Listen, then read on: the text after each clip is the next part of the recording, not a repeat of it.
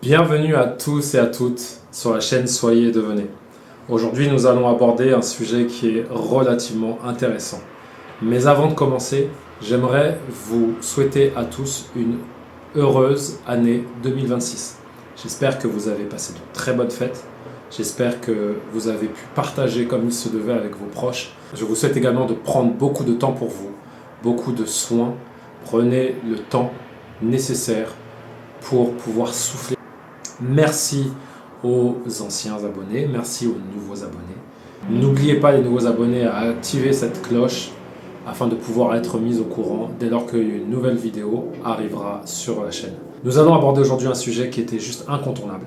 Et comme j'ai voulu changer un peu la façon de réaliser les vidéos, et je n'ai pas terminé, il y a encore beaucoup de choses qui vont changer dans le courant de l'année, préparez-vous bien, c'est quelque chose de grandiose et je prends le temps pour le faire, c'est très important pour que mes vidéos soient de plus en plus percutantes, faciles à comprendre et surtout accessibles de la manière la plus ludique possible. Nous parlons tous d'énergie, dans les médias, dans le développement personnel, dans la spiritualité. Pourtant, peu de personnes savent réellement ce que ce mot signifie. Pas symboliquement, scientifiquement. Et c'est là que commence le malentendu. Parce que l'énergie n'est ni une croyance, ni une métaphore, ni une opinion. C'est une réalité mesurable, étudiée, vérifiée, qui structure absolument tout ce qui existe. La science moderne a démontré que notre perception du réel est extrêmement limitée. C'est un fait. Nous vivons dans un univers d'ondes, de champs, d'interactions invisibles. C'est mesuré. La question n'est donc pas de savoir si cela existe, mais pourquoi nous avons appris à vivre comme si ce n'était pas le cas. Cette vidéo est une exploration et non pas une croyance. Elle n'est pas là non plus pour t'expliquer quoi croire. Elle est là pour t'aider à comprendre à quel point notre vision du monde est incomplète. Et surtout, qu'est-ce que cela implique pour notre évolution. Mais avant de chercher des réponses, encore faut-il accepter que notre vision soit justement incomplète. Le sujet d'aujourd'hui, le monde fonctionne sur des lois que nous n'apprenons jamais. Mais avant d'aborder cela, il faut comprendre quand même de quelle manière nos sens réagissent et interagissent dans ce monde. Nous croyons voir le réel, en vérité, nous voyons une interprétation biologique du réel. Les ondes radio traversent ton corps, le Wi-Fi traverse ta maison, les infrarouges traversent l'atmosphère, tu ne les vois pas. Et pourtant ta vie s'effondrerait sans elles. Par conséquent, ce qui est invisible n'est pas inexistant. Ce qui est invisible est seulement hors de portée de notre capacité sensorielle actuelle. Et c'est là que commence la première illusion humaine. Croire que le réel s'arrête à ce que nos sens peuvent capter.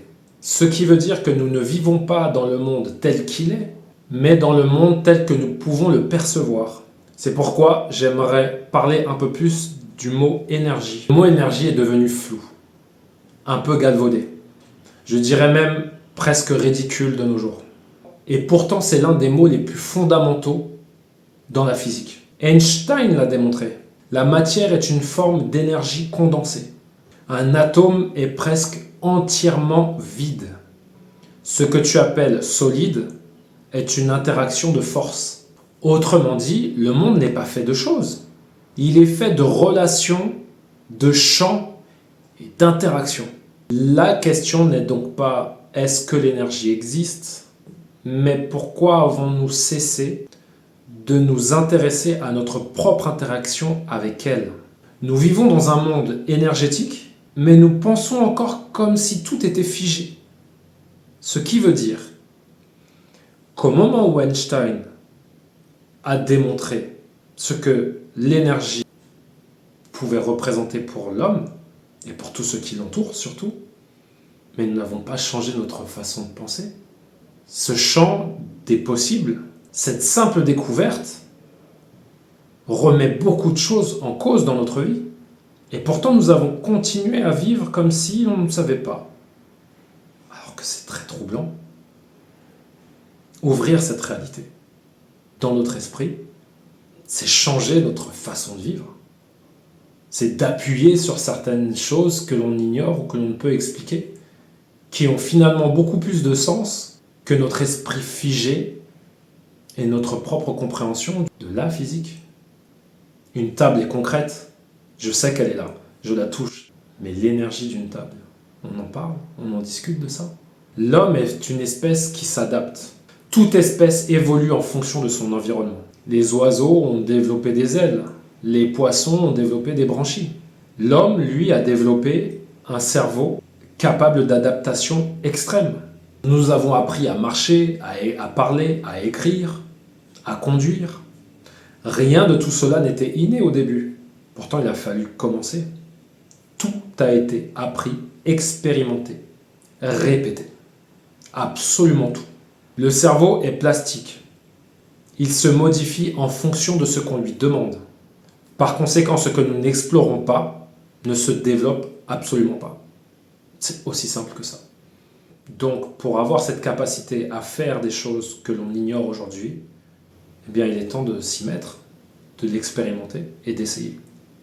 Quand les premiers hommes ont essayé de voler, ils souhaitaient faire comme un oiseau, ils se sont inspirés des oiseaux pour pouvoir le faire. Bien évidemment, aujourd'hui, nous n'avons pas d'ailes qui poussent de notre dos, mais qu'est-ce qu'on en sait réellement, finalement? Un jour, peut-être que l'on sera dans cette capacité de le faire. Le développement même de la race humaine se fait en fonction de son environnement. Et c'est le cas pour beaucoup d'espèces qui ont, elles aussi, évolué au fur et à mesure du temps. Alors, pose-toi cette question sans peur. Qu'avons-nous arrêté de développer en nous? Moi, je dis qu'une espèce qui n'explore plus ses capacités intérieures commence à régresser.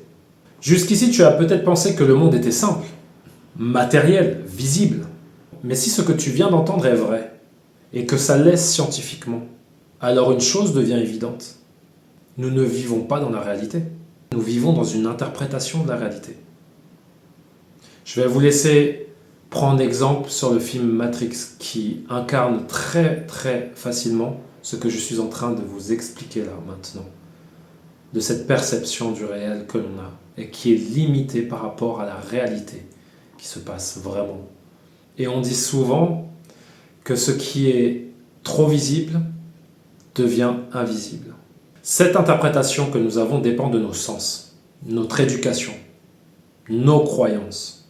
Et ce n'est pas grave de ne pas tout voir. Ce qui est grave, c'est de croire que ce que l'on voit suffit. Non, ça ne suffit pas. Il vous manque une partie de la réalité. À partir de maintenant, tu ne pourras plus dire « je ne savais pas ». Tu pourras seulement te demander « pourquoi je n'ai jamais regardé autrement ?» Quand le réel réagit à l'observation. Il existe une chose profondément dérangeante dans la physique actuelle, moderne. Le réel ne se comporte pas toujours de la même manière, selon qu'il est observé ou non. L'expérience des fentes de Young, que je laisse dans le descriptif, a montré que l'observation modifie le comportement des particules. Attention, cela ne veut pas dire que la pensée crée tout. Ce serait selon moi une simplification un peu trop dangereuse. Cela signifie quelque chose de beaucoup plus subtil. Le réel n'est pas totalement indépendant de l'observateur. Cette idée précise bouleverse notre idée du monde. Parce qu'elle nous oblige à reconnaître que nous ne sommes pas extérieurs au réel. Nous en faisons partie. Cela veut dire qu'observer, ce n'est pas être passif. C'est déjà interagir. Il est important d'aborder les limites que nous croyons. Pour ceux qui ne le savent pas, nous avons déjà réussi la téléportation quantique. Pas des êtres humains et pas des objets, mais des informations. La téléportation, c'est quoi? C'est d'avoir un point A et arriver à un point B, sans qu'il y ait un chemin tracé. Ça veut dire qu'une chose apparaît ici et elle réapparaît là, sans qu'il y ait la ligne qui permet de circuler l'information. Cela permet de se rendre compte que ce qui était impossible hier est expérimental aujourd'hui. L'histoire humaine est une succession de certitudes effondrées. Ce que nous appelons impossible est souvent ce que nous n'avons pas encore compris. Et l'impossible n'est pas une frontière du réel, mais plutôt une frontière de la connaissance. Alors quels sont les vrais verrous pour aller vers cette connaissance? Nos croyances. Le placebo nous enseigne une chose fondamentale. Le corps réagit à une information perçue comme vraie. Les croyances ne sont pas abstraites, elles sont biologiques, neurologiques.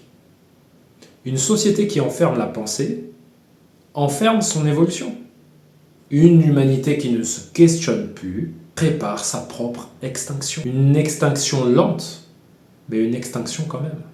Par conséquent, ce ne sont pas nos limites physiques qui nous freinent dans notre vie, mais nos limites mentales.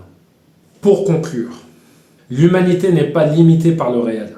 Elle est limitée par la façon dont elle regarde. Ce que la science nous montre aujourd'hui, ce n'est pas que notre capacité est limitée, c'est que notre regard est encore immature. Nous avons la connaissance, nous avons la science, et nous n'appliquons absolument aucune de toutes ces valeurs. Et nous n'exploitons absolument pas ces connaissances, ces capacités, ces possibilités. Nous avons appris à compter, à produire, à consommer, mais nous n'avons jamais appris à percevoir. Et cela s'adresse aussi à notre perception. Nous savons que nous avons une perception, mais on ne nous apprend pas à percevoir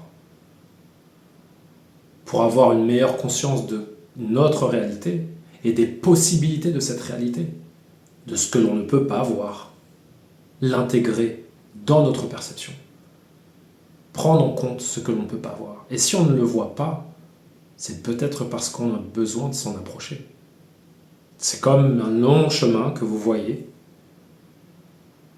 On vous a dit ce qu'il y avait à la fin de ce chemin, mais on ne vous a jamais dit tout ce qu'il fallait traverser pour pouvoir arriver à cet endroit, à ce lieu qui vous attend. Eh bien, tout ce que vous allez vivre au travers de ce chemin, cette expérience, vous amènera certainement à mieux accueillir encore ce qui vous attend de l'autre côté. Tellement logique.